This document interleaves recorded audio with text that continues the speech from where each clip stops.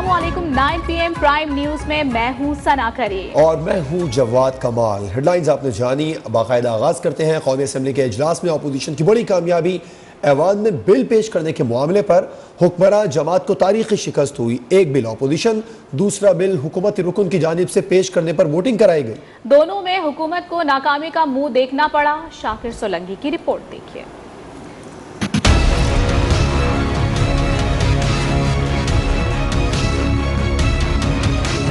कौमी असम्बली के इजलास में अपोजिशन की बड़ी कामयाबी, हुक्मरान जमात तहरीक इंसाफ को बिल पेश करने के मामले पर तारीखी शिकस्त। नून लीगी रुकन असम्बली जावेद हसनैन ने ऐवान में बिल पेश करना चाहा तो हुकूमती अरकान ने मुखालफत कर दी, जिस पर वोटिंग कराई गई। वोटिंग में अपोजिशन को 117 जबकि हुकूमत को 104 वोट मिले। जावेद हसनैन ने दस्तूर तरमीमी बिल 2021 पेश किया। बिल के तहत कोई मुंतखब रुकन असम्बली 7 साल तक किसी दूसरी पार्टी के टिकट पर इंतखाब लड़ने का अहल नहीं होगा। नून लीग के रहनुमा अयाज सादिक ने हुकूमत की शिकस्त पर कहा कि हुकूमत को ऐवान में बदतरीन शिकस्त हुई। हुक्मरान जमात को अब मुस्तफी हो जाना चाहिए।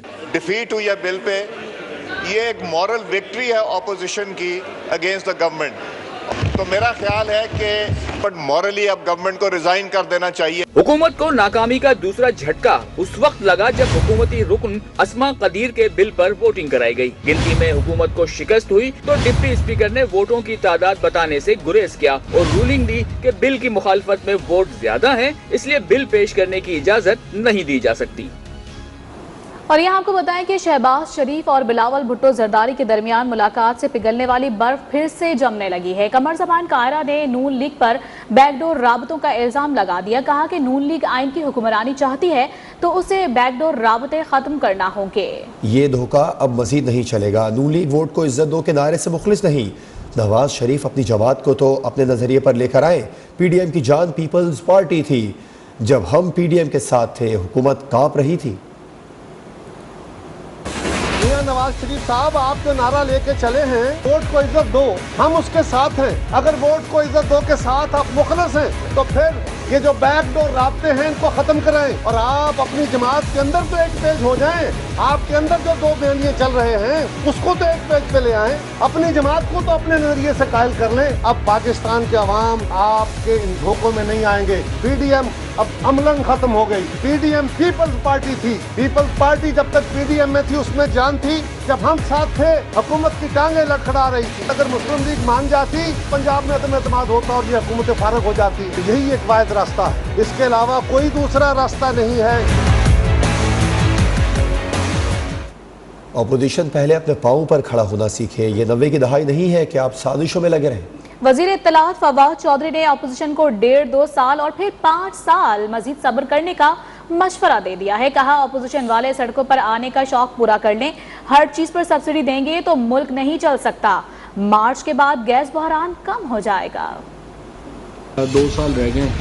1 साल के बाद तो आपको पता है अगले इलेक्शन जो हैं वो साल सवा साल बाद जो है वो शुरू हो जाने हैं। अपोजिशन को 1.5-2 साल और सब्र करना पड़ेगा और उसके बाद 5 साल फिर सब्र करना पड़ेगा। पहले मैं अपोजिशन को मशवरा दूंगा अपने पाँव पे खड़ा होना सीखें। ये ऐसे ही उनका एक बहाना है कि जरा दौड़ शोड़ लगाने का, तो लगा लें, कोई प्रॉब्लम नहीं। अगर हम यही करते रहेंगे कि हर चीज को ही सब्सिडाइज करके हमने देना है मखसूस आबादी को, तो मुल्क किस तरह से उठ नहीं सकेगा। मार्च के बाद आपको मालूम है कि गैस का क्राइसिस, हमें उम्मीद यही है कि थोड़ा ईज आउट हो जाएगा।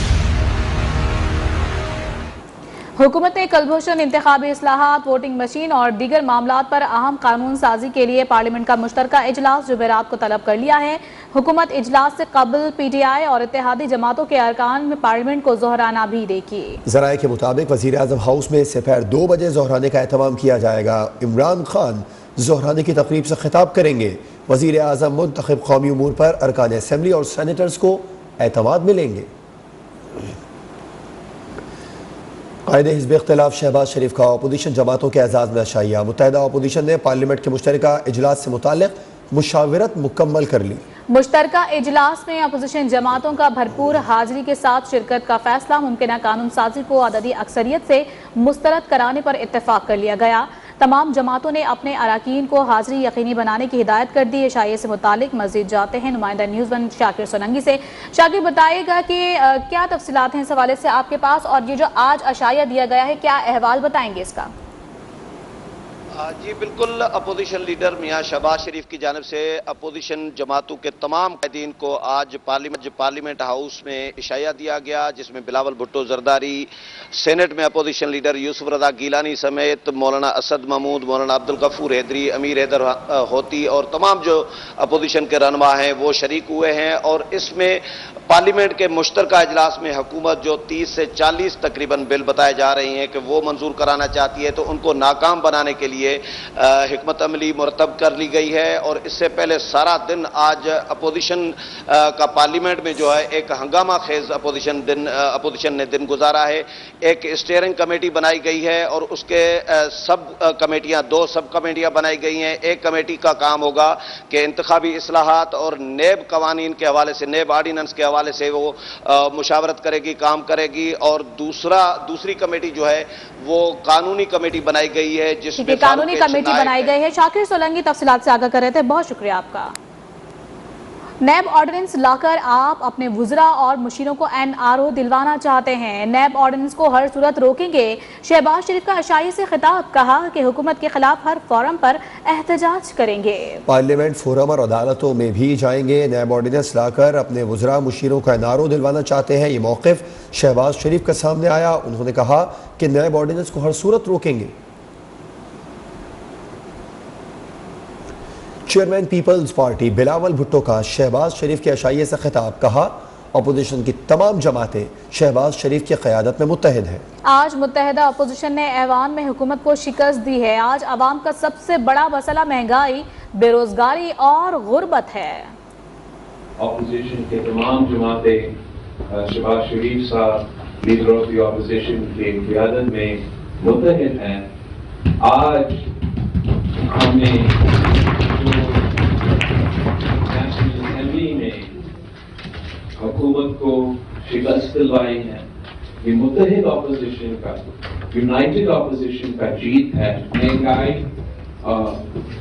बेरोजगारी, गुर्बत आजकल अवाम का सबसे बड़ा मसला है। और हमें पार्लियामान में जहां आपको हमारा ताउन की जरूरत होगा इन इश्यूज को एड्रेस करने के लिए और हुकूमत को नुकसान पहुंचाने के लिए, वहां आपको पाकिस्तान नजर आएगा। और यहाँ वक्त हुआ है ब्रेक का, जिसके बाद आप देख सकेंगे कुत्तों का राज।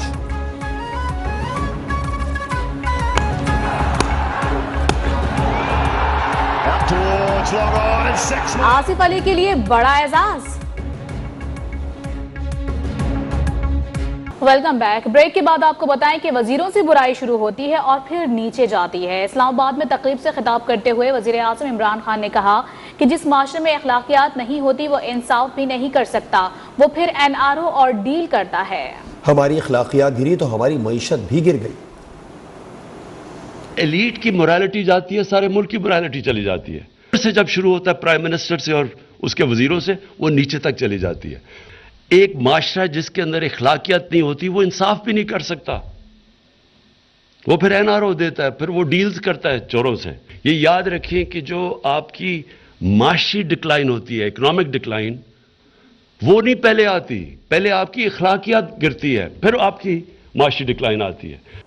महंगाई कंट्रोल करने में नाकाम हुकूमत का महंगाई रिपोर्ट जारी न करने का फैसला। ज़राए के मुताबिक हुकूमत ने इदारा शुमारियात जारी न करने की हिदायत कर दी है। इस हफ्ते से इदारा शुमारियात की हफ्तावार रिपोर्ट नहीं जारी की जाएगी। अब इदारा शुमारियात महंगाई के बारे में रिपोर्ट सिर्फ माहाना बुनियादों पर जारी करेगा।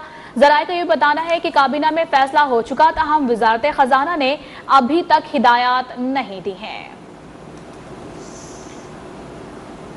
और महंगाई के सताए अवाम को एक हफ्ते में बिजली का दूसरा बड़ा झटका लगा। नेपरा ने बुनियादी टैरिफ के बाद माहाना फ्यूल एडजस्टमेंट चार्जेस की मद में बिजली ₹2.52 महंगी कर दी है। नोटिफिकेशन भी जारी कर दिया गया है, जिसका इतलाक नवंबर के माहाना बिलों पर होगा। अवाम पर तकरीबन 34 अरब रुपए का इजाफी बोझ पड़ेगा। इजाफे का इतलाक के इलेक्ट्रिक और लाइफ लाइन सार्फिन पर नहीं होगा।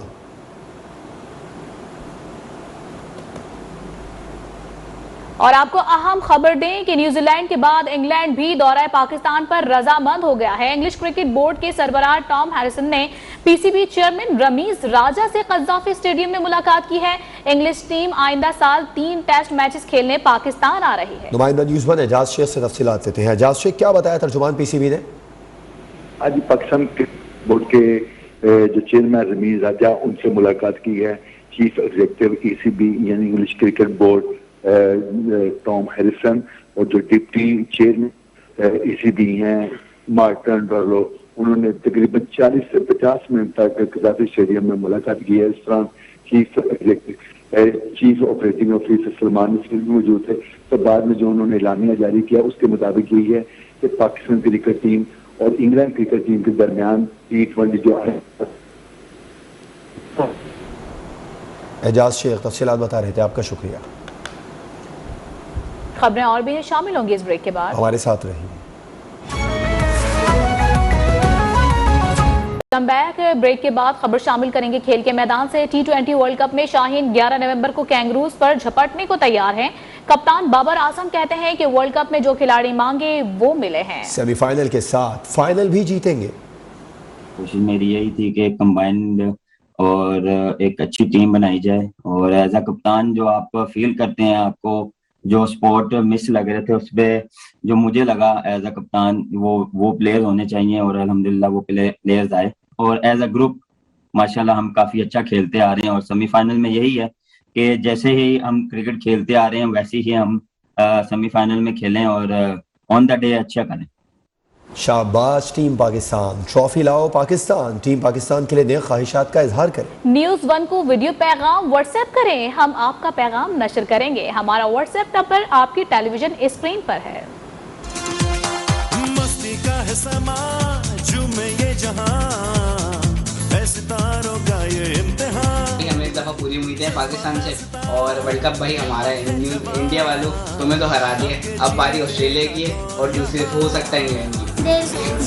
पाकिस्तान जा जा पाकिस्तान, पाकिस्तान जिंदाबाद। पहले पाकिस्तान ने हिंदुस्तान से मैच जीता और वैसे भी सारे मैच जीतता आ रहा है, और अब फाइनल्स में इंशाल्लाह पाकिस्तान जीतेगा। वर्ल्ड कप पाकिस्तान ही जीतेगा।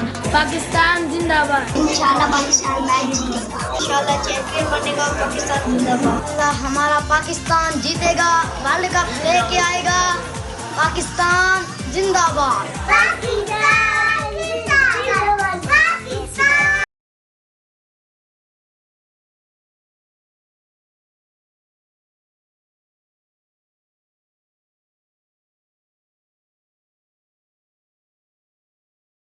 आने वाले पाकिस्तानी बल्लेबाज आसिफ अली ने आईसीसी के प्लेयर ऑफ द मंथ का टाइटल अपने नाम कर लिया है। बांग्लादेश के शकीबुल हसन और नामीबिया के डेविड विज़े हाथ मलते रह गए। आईसीसी के मुताबिक पाकिस्तान के लोअर ऑर्डर बल्लेबाज को न्यूजीलैंड के खिलाफ 12 गेंदों पर बर्क रफ्तार 27 रन और अफगानिस्तान के खिलाफ 19वें ओवर में 4 छक्कों की शानदार कारकर्दगी के बायस नामजद किया गया था।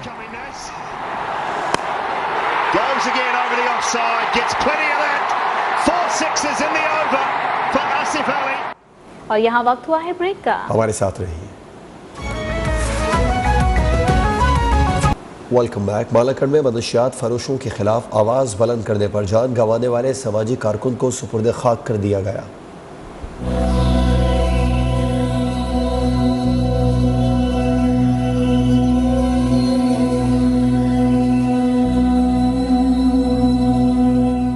मनशियात फरोशों के खिलाफ आवाज उठाना जुर्म बन गया। मालाकंड के इलाके सखाकोट में समाजी कारकुन मोहम्मद जादा को कत्ल कर दिया गया। वारदात की सीसीटीवी फुटेज भी आ गई। मोहम्मद जादा को घर जाते हुए 2 मोटरसाइकिल सवार अफराद ने गोलियां मारकर कत्ल किया। इलाका मकीनों ने मालाकंड रोड पर लाश के हमरा धरना दिया और एहतजाज किया।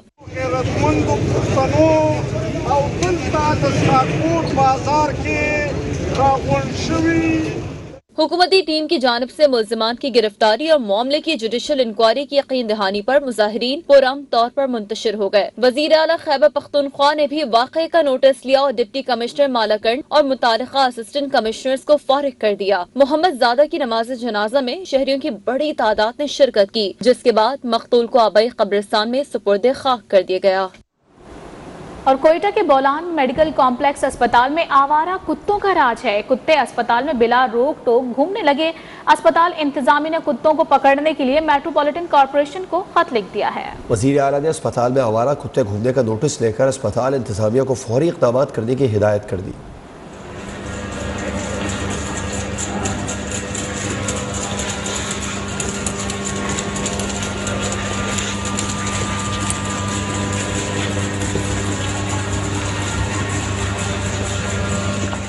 नाजिम जोखियो कत्ल केस में अहम पेशरफ्त। मुकदमे में पीपल्स पार्टी के एक और रहनुमा रुकने कौमी असम्बली अब्दुल करीम बजार को भी मुलजिम नामजद कर दिया गया, जबकि केस में अगवा की दफात भी शामिल कर ली गई हैं। जुडिशल मजिस्ट्रेट ने तफ्तीशी ऑफिसर को हिदायत की कि मुकदमे में दहशतगर्दी की दफात शामिल करने का भी जायजा लिया जाए।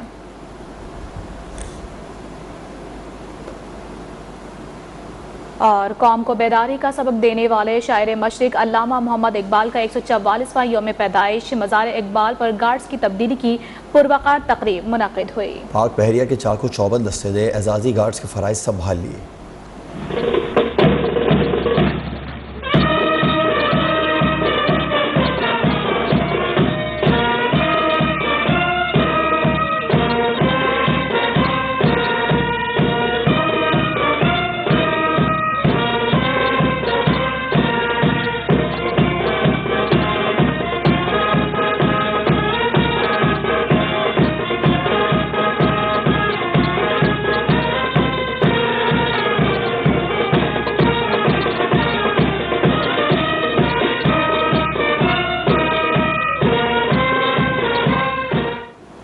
और इसी के साथ 9 PM प्राइम न्यूज से फिल वक्त इतना ही। मज़ीद खबरों और अपडेट के लिए विजिट कीजिएगा हमारी वेबसाइट news1.tv। देखते रहिए न्यूज़ 1।